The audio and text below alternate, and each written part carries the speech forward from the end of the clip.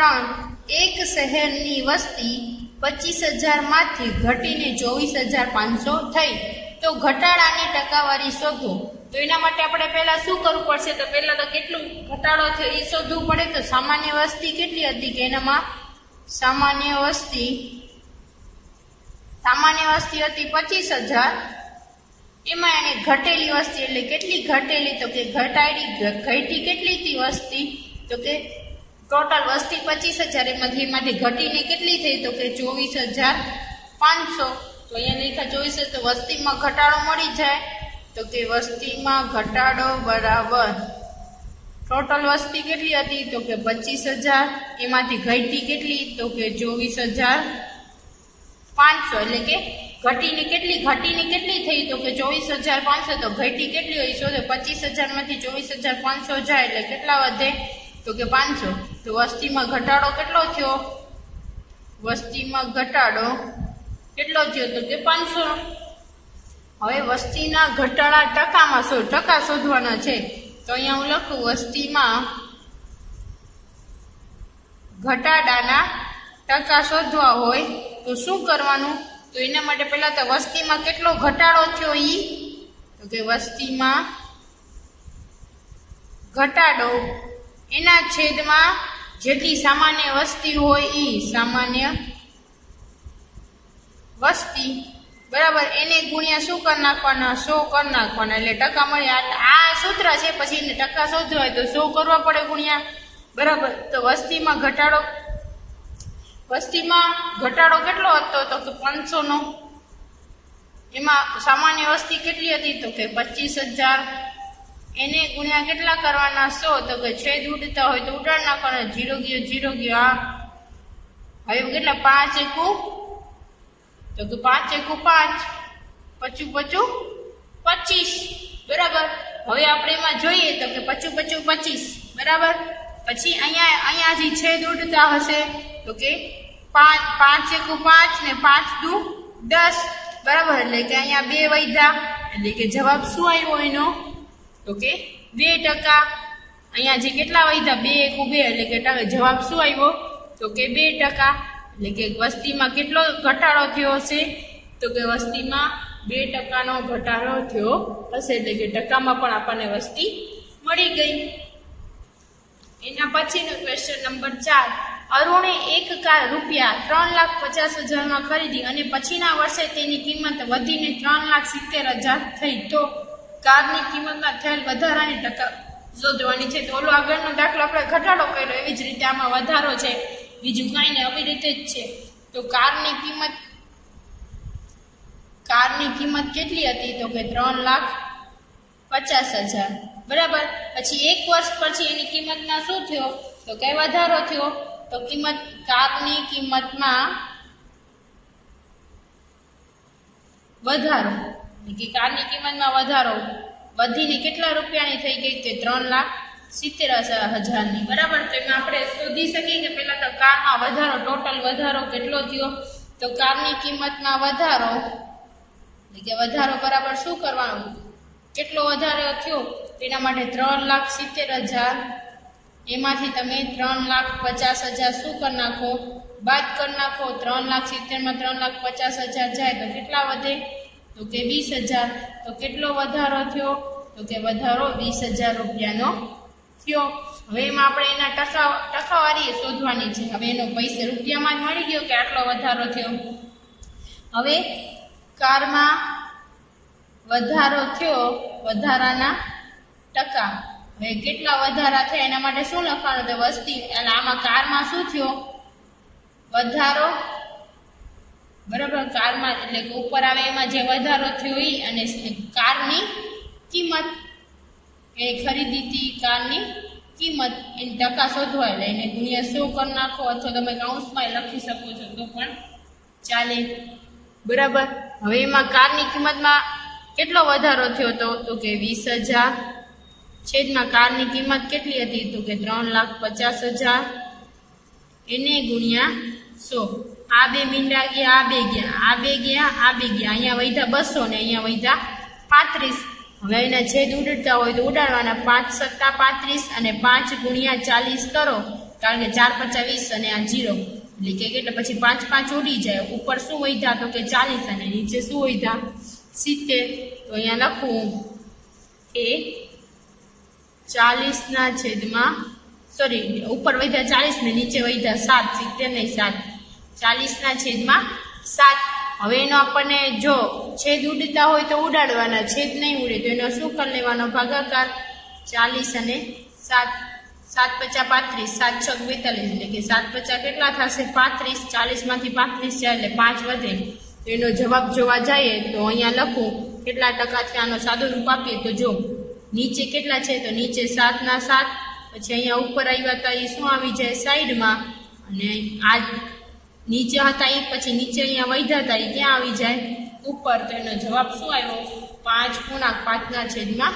5/7 અગર આગળ તમે કરો તો તમે પોઈન્ટ દ્વારા પણ એ કરી શકો છો આમાં જો 0 અહીંયા પોઈન્ટ લગાડીને 0 લઈને પણ તમે આગળ સંખ્યા લો પણ આ પણ જવાબ ચાલે એટલે કેટલા ટકા વધારો થયો કે 5 × 5/7 વધારો થયો એવું આપણે કહી શકીએ છીએ ક્વેશ્ચન નંબર 5 મેં એક ટીવી ₹10,000 ખરીદ્યું અને 20% નફો મેળવી તે વેચી દીધું તો મને ટીવી વેચવાથી કેટલા રૂપિયા મળે એટલે કે એને મળ્યા હશે તો 20% નફામાં એને ટીવી વેચી છે બરાબર તો આપણે લખીએ તો કે ટીવીની ખરીદ કિંમત કેટલી હતી તો કે ટીવીની ખરીદ કિંમત એટલે કે ખકી કેટલી હતી ₹10,000 એને નફો કેટલો લગાડતા કે ટીવીના વેચાણમાં નફો કેટલો એને કર્યો તો કે 20%.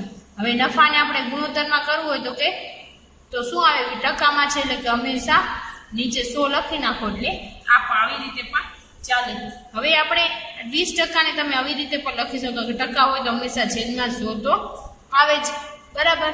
હવે એનો ખરીદ કિંમત 10,000 એને કેટલો નફો લીધો તો મળ્યો તો એને 20% નફો લઈને વેચ્યો તો ટીવીના વેચવાથી કેટલા રૂપિયા મળ્યા છે તો આપણને રૂપિયા શોધવા હોય તો કે ટીવીના વેચાણમાં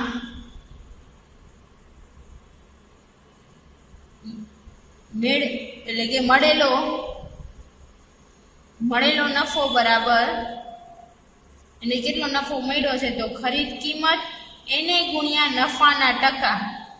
હવે ખરીદ કિંમત એને ગુણ્યા નફાના ટકા. હવે ખરીદ કિંમત કેટલી હતી તો કે 10,000 એને ગુણ્યા જે નફાના ટકા 20% આવે એને આપણે ફેરવવું હોય તો 20/છેદમાં શું આવી જાય 100 બરાબર એટલે કે અહીંયા 100 પછી 0 હોય ઉડાડી નાખો એટલે કે 0 બે ઉડી ગયા અહીંયા શું હોય 1000 અને અહીંયા 2 1000 × 2 કરો એટલે કેટલા આવે તો કે 2000 તો 2000 રૂપિયા એને નફો મળ્યો હોય એવું આપણે કહી શકીએ છીએ. હવે એને કેટલા રૂપિયા નફો મળશે એટલે કે વેચવાથી કેટલા રૂપિયા નફો એને કેટલા 2000 રૂપિયા મળી ગયું પણ શું કીધું છે એને એમ પૂછ્યું છે કે ટીવી વેચવાથી કેટલા રૂપિયા મળશે.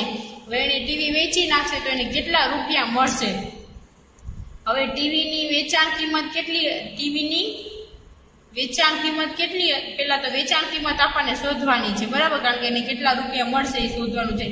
તો ખરીદ કિંમત એમાં પ્લસ નફો હતો એ કરી નાખો તો વેચાણ કિંમત મળી જાય તો કે ખરીદ કિંમત કેટલી હતી તો કે 10,000 વત્તા નફો કેટલા રૂપિયા એને મળ્યો તો આપણે અહીંયા શોધ્યું એ 2,000 તો 10,000 ને 2,000 કેટલા થશે તો કે 12,000. તો ટીવીની આપણે એમ કહી શકીએ કે વેચાણ કિંમત શું હશે 12,000 રૂપિયા અથવા તો ટીવી વેચતા એને કેટલા રૂપિયા મળ્યા હશે 12,000 રૂપિયા મળ્યા હશે એવું આપણે કહી શકીએ છીએ. જુહી એક વોશિંગ મશીન ₹13,500 વેચ્યું તેની 20% ખોટ થઈ તો જુહીએ વોશિંગ મશીન કેટલા રૂપિયામાં વેચ્યું હશે. તો જુહીને ગઈ શું છે ખોટ ગઈ છે તો એની કિંમત નથી ખબર કે એને શું કહ્યું કે વોશિંગ મશીનની ખરીદ કિંમત કેટલી છે એ એને ખબર નથી તો એના માટે જુહીએ એક વોશિંગ મશીન 13,500 શું કર્યું છે એને વેચ્યું છે બરાબર લીધું કેટલામાં છે એ એને ખબર નથી તો એના માટે આપણે ધારી લેવાનું તો કે ધારો કે વોશિંગ મશીનની ખરીદ કિંમત કેટલી છે એવું આપણે ધારીએ તો કે ખરીદ કિંમત x છે. હવે અહીં એને શું ગઈ છે અહીં એને ખોટ ગઈ છે એટલે કે ખરીદ કિંમતમાંથી તમે ખોટ બાદ કરી નાખો તો તમને વેચાણ કિંમત એની મળી જાય બરાબર. હવે ખરીદ કિંમત બરાબર કેટલા? ખરીદ કિંમત બરાબર કેટલા છે? x. અને ખોટ એને કેટલા ટકા ગઈ છે? એને ખોટ તો કે 20%. તો અહીંયા 20%. તો એની વેચાણ કિંમત કેટલી છે? તો કે 13,500. બરાબર, 13,500 છે. હવે એમાં આપણે આગળ જોઈએ તો એમાં અહીંયા x ના x પછી માઇનસ. હવે 20% એટલે મેં કીધું હતું ને આવી રીતે 20 ના છેદમાં 100 કરો એટલે કે 20% થઈ છે બરાબર 13,500. પર કેટલાના 20%? એટલે મેઇન તો ખરીદ કિંમત હતી, તો ખરીદ કિંમતના કેટલા કરવાના હતા? 20%. એટલે કે x ગુણ્યા એના 20% કરવાના. ખરીદ કિંમત શું છે? x છે, એટલા માટે અહીંયા x. પછી x ના x બરાબર માઇનસ. હવે આપણે એના 20 એકુ 20 ને 20 50 100 એટલે કે અહીંયા x ગુણ્યા 1 કરો એટલે કે x અને છેદમાં 5 ના 5 બરાબર 13,500. હવે આ બંને વચ્ચે શું કરવાની? બાદબાકી. તો છેદ બંનેના સરખા હોવા જોઈએ. તો એના માટે મારે છેદ સરખા કરવા હોય તો હું 5 લસા લઈ લઉં તો આને મારે 5 સાથે ગુણવા પડે. એટલે કે આવી રીતે હું જો x ને 5 સાથે ગુણું તો ઉપર એટલે કે આને 5 ગુણ્યા 1 કર્યું તો મારે ઉપર x ને પણ 5 આરે ગુણવા પડે. એટલે કે એનો જવાબ શું આવે? જો 5 અહીંયા છેદ સરખા કરવા માટે છેદમાં 5 લસા લીધો એટલે કે છેદમાં 5. હવે x ને પણ 5 આરે ગુણવા પડે એટલે કેટલા આવે? 5x પછી માઇનસ x ના છેદમાં 5 બરાબર 13,500. પછી એમાં આગળ હવે 13,000 આવે છેદ સરખા એટલે કે એકવાર થઈ ગયા એટલે કે કેટલા આવે? અહીંયા કેટલા આવ્યા? 5 અને 5x માંથી 1x જાય એટલે કેટલા વધે? 4x બરાબર 13,500. હવે એમાં આપણે શું કરશું? તો કે જો આમને 4x ને એકલા કરી નાખીએ. આ શેમાં છે? તો કે ભાગાકારમાં બરાબર ને બીજી બાજુ જાય તો ક્યાં વયા જાય? તો કે 13,300. 5 છે એ શેમાં છે? ભાગાકારમાં બરાબર ની બીજી બાજુ વયા જાય તો ગુણાકારમાં વયા જાય બરાબર. એમાં આપણે હવે જો આટલું મળી ગયું. એમાં આપણે જો હવે 4x બરાબર 13,500 ગુણ્યા 5. હવે 4x સાથે ગુણાકારમાં છે બરાબર ની બીજી જાય એટલે કે x ને આપણે એકલા કરવા હોય તો બરાબર ની બીજી બાજુ મોકલી દઈએ. 13,500 ગુણ્યા 5 છેદમાં ગુણાકારમાં છે એટલે ક્યાં વયા જાય? બરાબર ની બીજી બાજુ તો કે ભાગાકારમાં વયા જાય. હવે એમાં આપણે જો છેદ ઉડતા હોય તો તમે એના ભાગાકાર કરો ને 13,500 ને 4 સાથે ભાગાકાર કરો તો તમને અહીંયા આવશે 3,375. જે ભાગાકાર તમને સાઈડમાં કરી લેવાનો છે. હવે x બરાબર 3,375 એને ગુણ્યા કેટલા કરવાના? 5. તો એને ગુણ્યા 5 કરો એટલે કે 16,875. તો x બરાબર કેટલા મળ્યા? 16,575. તો એની ખરીદ કિંમત બરાબર આપણે x ધાર્યું હતું. તો આની ખરીદ વોશિંગ મશીનની ખરીદ કિંમત કેટલી થઈ? તો આપણે અહીંયા લખી શકીએ કે જોઈએ વોશિંગ મશીન 16,875 માં વોશિંગ મશીન ખરીદ્યું હશે એવું આપણે કહી શકીએ છીએ. ક્વેશ્ચન નંબર 7 એમાં પેલું ચોકમાં કેલ્શિયમ, કાર્બન અને ઓક્સિજનનો ગુણોત્તર 10:3:12 છે. તો ચોકમાં કાર્બનની ટકાવારી એટલે કે ખાલી કાર્બનની ટકાવારી શોધવાની છે. તો હવે એને પ્રમાણમાં આપેલા છે તો પ્રમાણના પદોનો પહેલા તમે આપણે આગળ શીખા શું આપેલા આવી રીતે જેમમાં આપેલા હોય ગુણોત્તરમાં આપેલા હોય તો એ બધાનો શું કરી લેવાનો? સરવાળો કરી નાખવાનો. તો પ્રમાણના પદોનો સરવાળો. હવે પ્રમાણના પદો કે 10 + 3 + 12 12 ને 3 15 ને 10 25 એટલે કે પદોનો સરવાળો કેટલો થયો? તો કે 25 થયો. હવે આપણને શું પૂછ્યું છે? તો કે કાર્બનની ટકાવારી શોધો. તો ખાલી કાર્બનની જ શોધવાની છે. તો કે કાર્બનના ટકા બરાબર પેલા તો જો કાર્બન કેટલામાં ભાગમાં હતું? 3 અને ટોટલના ભાગ કેટલા હતા? તો કે 25. એને ટકાવારીમાં શોધવું હોય તો ગુણ્યા 100 બરાબર. અહીંયા ટકાની નિશાની. હવે આના છેદ ઉડતા હોય તો ઉડાડવાના.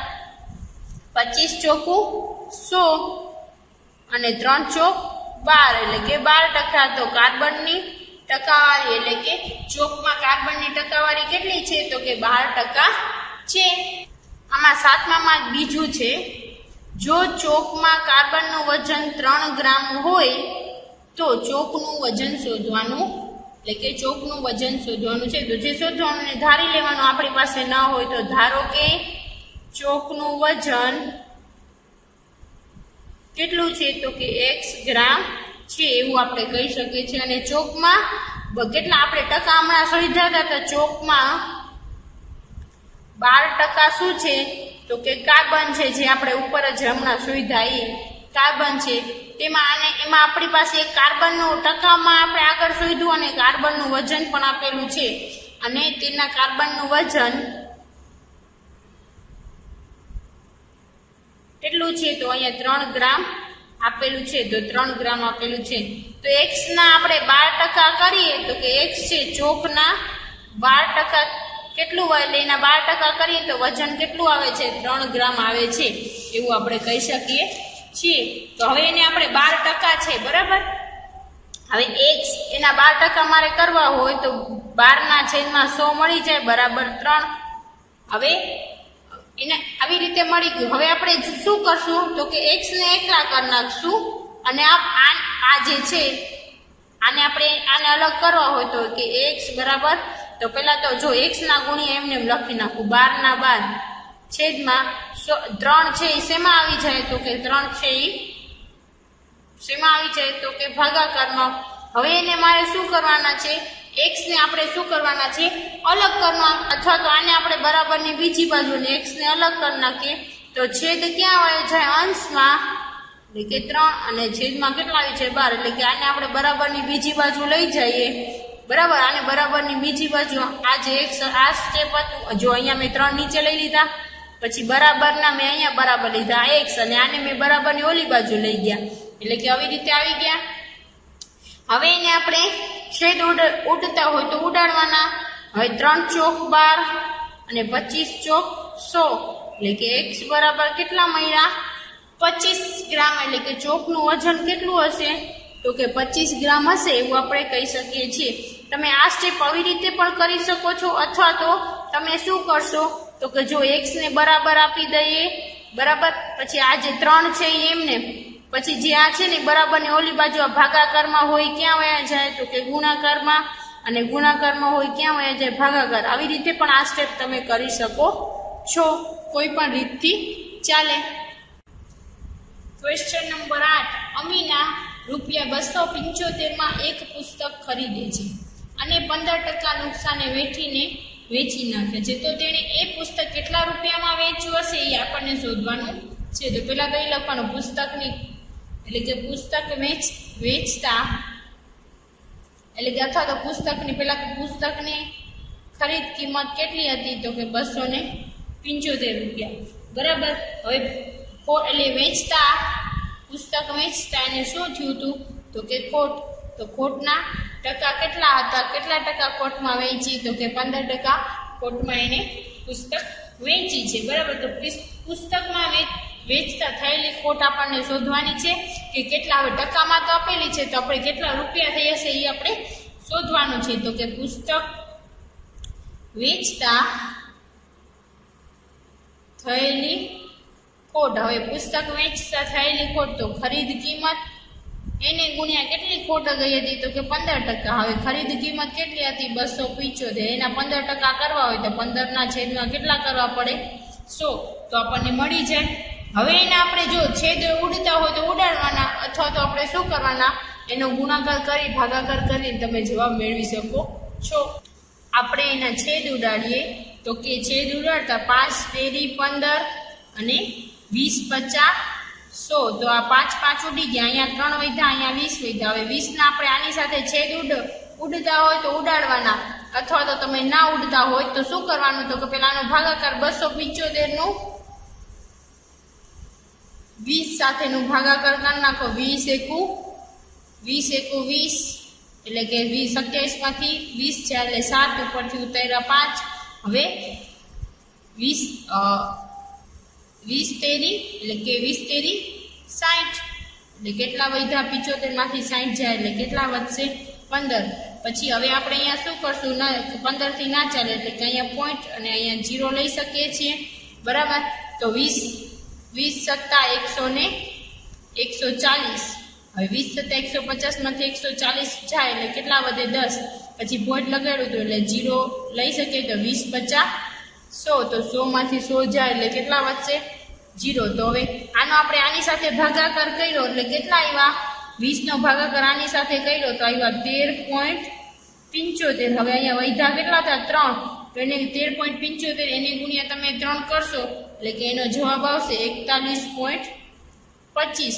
કેટલો આવશે તો કે 41.25 રૂપિયા એને શું ગઈ હશે ખોટ ગઈ હશે. બરાબર. હવે આપણે પુસ્તકની વેચાણ કિંમત બરાબર ખરીદ કિંમત માઇનસ ખોટ.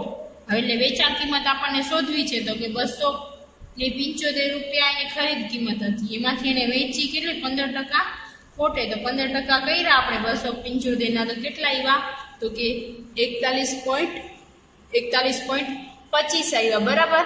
હવે એ બંને 275 માંથી 41.25 તમે બાદ કરો એટલે આવે 233.75. એટલે કે એની વેચાણ કિંમત કેટલી હશે પુસ્તકની એટલે કે એને કેટલા રૂપિયામાં વેચી તો કે 233.75 રૂપિયામાં એને પુસ્તક વેચ્યું હશે. ક્વેશ્ચન નંબર 9 નીચેની રકમનું 3 વર્ષનું વ્યાજ મુદ્દલ શોધવાનું છે. હવે અહીંયા મુદ્દલ એટલે શું હતું આપણે મેં તમને કીધું હતું કે મુદ્દલ એટલે કે આપણે જેટલી રકમ ઉછીની લીધી હોય એને આપણે મુદ્દલ કહીએ. ઉછીની લીધી હોય અથવા દીધી હોય તો મુદ્દલ એટલે કે પી. તો પી બરાબર કેટલા છે તો કે 1200 રૂપિયા. હવે વાર્ષિક વ્યાજનો દર એટલે કે વ્યાજનો દર એટલે રેટ કહેવાય. રેટ કેટલું છે તો વ્યાજનો દર એટલે કે આર. તો રેટ કેટલું છે તો કે 12%. હવે જો એમાં આપણે નીચેની રકમનું 3 વર્ષનું વ્યાજ શોધવાનું છે. હવે ટી એ લઈ શકો છો તમે જે 3 વર્ષનું છે ને એની જગ્યાએ તમે એન પણ લઈ શકો એટલે કે 3 વર્ષ. બરાબર. ટાઈમ પીરિયડ કે એનો સમય 3 વર્ષ. હવે તમને અહીંયા પેલો મુદ્દલ 12,000 વાર્ષિક વ્યાજનો દર 12% અને કેટલા વર્ષ માટે તો કે 3 વર્ષ માટે. તો એના માટે આપણે સાદું વ્યાજનું સૂત્ર શું છે તો કે સાદું વ્યાજ બરાબર શું હતું પી ગુણ્યા આર ગુણ્યા ટી છેદમાં કેટલા આવે 100.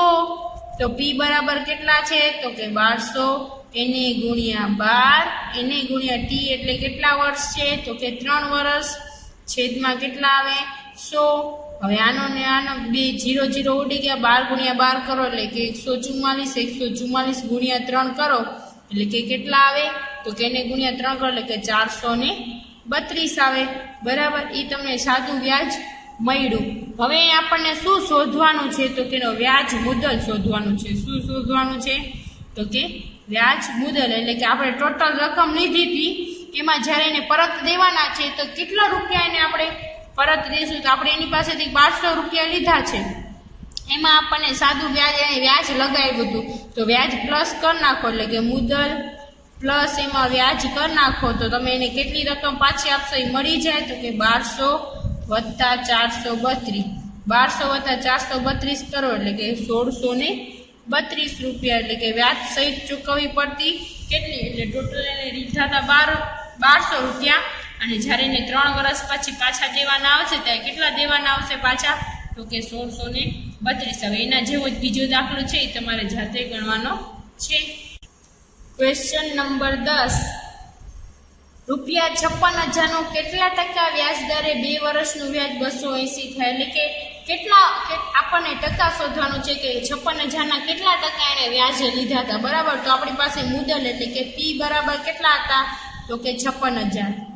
પછી એના ઉપર વ્યાજ એટલે કેટલું ટકા લીધું હતું એ આપણને ખબર નથી. એ જ આપણને શોધવાનું છે. હવે મુદત એટલે કે ટાઈમ પીરિયડ કેટલું હતું કે 2 વર્ષનું. અને વ્યાજ સાદું વ્યાજ હોય ને એને આપણે શું કહી શકીએ છીએ ઇન્ટરેસ્ટ કહી શકીએ છીએ એટલે કે આઈ પણ કહી શકીએ છીએ. શું સાદું વ્યાજ એટલે કે વ્યાજ આપણે જે સાદું વ્યાજ હોય ને એને આપણે આઈ તરીકે. તો એ કેટલા રૂપિયા થયું તો કે 280 રૂપિયા. તો સાદા વ્યાજનું સૂત્ર મૂકીએ તો કે સાદું વ્યાજ બરાબર પી ગુણ્યા આર ગુણ્યા ટી છેદમાં તો કે 100. હવે સાદું વ્યાજ એટલે કે ઇન્ટરેસ્ટ આપણી પાસે છે તો 280. પી પણ છે 56,000 એને ગુણ્યા આર નથી તો આર ના આર એને ગુણ્યા ટી એટલે કે 2 વર્ષ અને છેદમાં 100 હતા એ 100. હવે એને આપણે 0 0 ઉડતા હોય તો એના 0 0 ઉડાડીએ તો કે આ બે ગયા તો વધ્યું શું તો કે 280 બરાબર 560 એને ગુણ્યા આર એને ગુણ્યા 2 બરાબર. હવે આર ને આપણે શું કરવા છે તો કે આર ને આપણે અલગ, હવે જો આર ને છે ને બરાબર ની આપણે એમને એમ રાખી દઈએ બરાબર. આર ને આપણે બરાબર આપી દઈએ, પછી 280 ના 280.